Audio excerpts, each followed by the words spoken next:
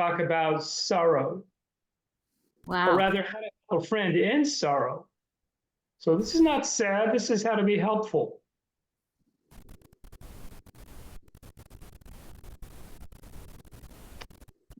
Elizabeth Gilbert, author of Eat, Pray, Love, and other best-selling books, reflected on grief after losing the love of her life. Grief is a force of energy that cannot be controlled or predicted, she said, reflecting in the wake of losing the love of her life. Grief does not obey your plans or your wishes. Grief will not do whatever it wants to. I'm sorry, grief will do whatever it wants to you, whenever it wants to. In that regard, grief has a lot in common with love.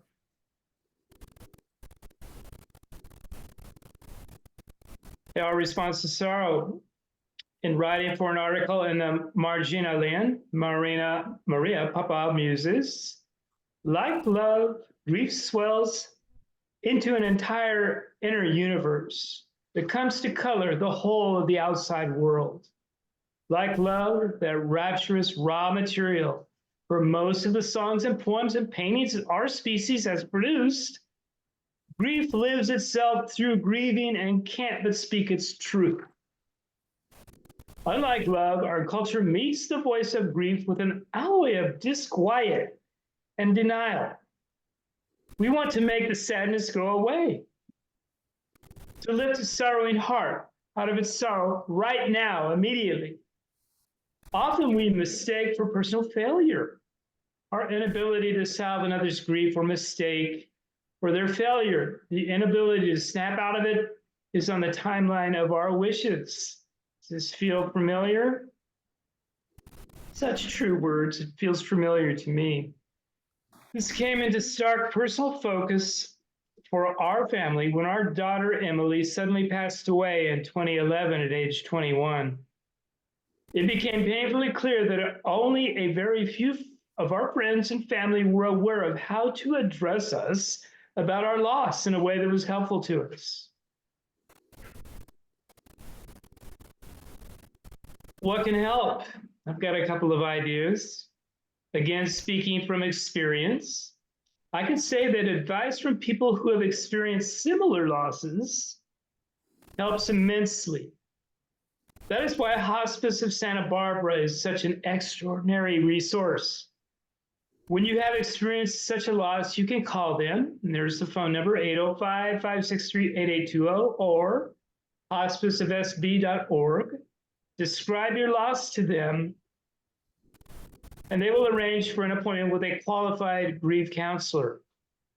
And eventually, if desired by you, group sessions with people who have experienced a similar loss. The cost is free. Free. Hospice is supported by donations for individuals and city and county donations. This is all true. I've attended. Reverend Merriam's attended.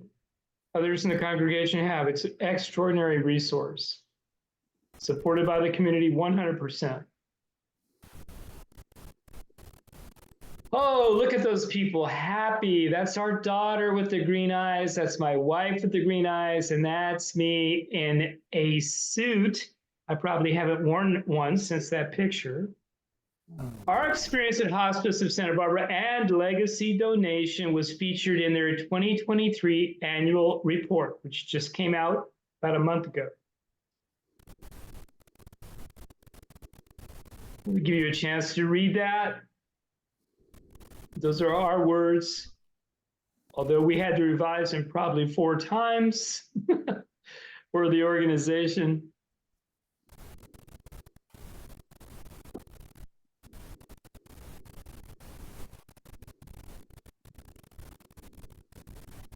So, what can we do? What can we do to help each other in sorrow?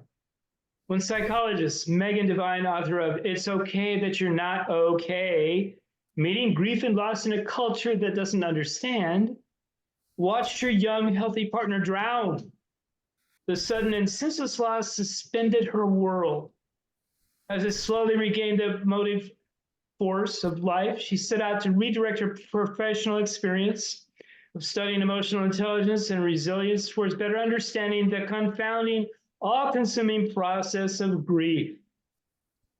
The process by which, as Abraham Lincoln wrote in his immensely insightful letter of consolation to a bereaved friend, the wife of a very dear friend, the agony of loss is slowly transmuted into these are his words, a sad, sweet feeling in your heart of a purer and holier sort than you have known before.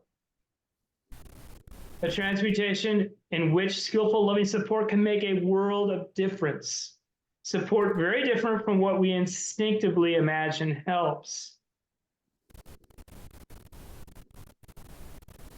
So how to help? So how do you speak to someone in deep grief in a helpful way? This is a brief video, fingers crossed, about what Megan Devine found that helps. Here we go. Please tell me if you can hear it. So what do we do about all the pain we see in the world? All the pain we feel in our own lives? And why does it seem like our best efforts to help somebody feel better always backfire? I've been studying intense grief and loss, baby death, violent crimes, accidents, suicides, and natural disasters. And I've learned something really interesting. Cheering people up, telling them to be strong and persevere, helping them move on, it doesn't actually work. It's kind of a puzzle.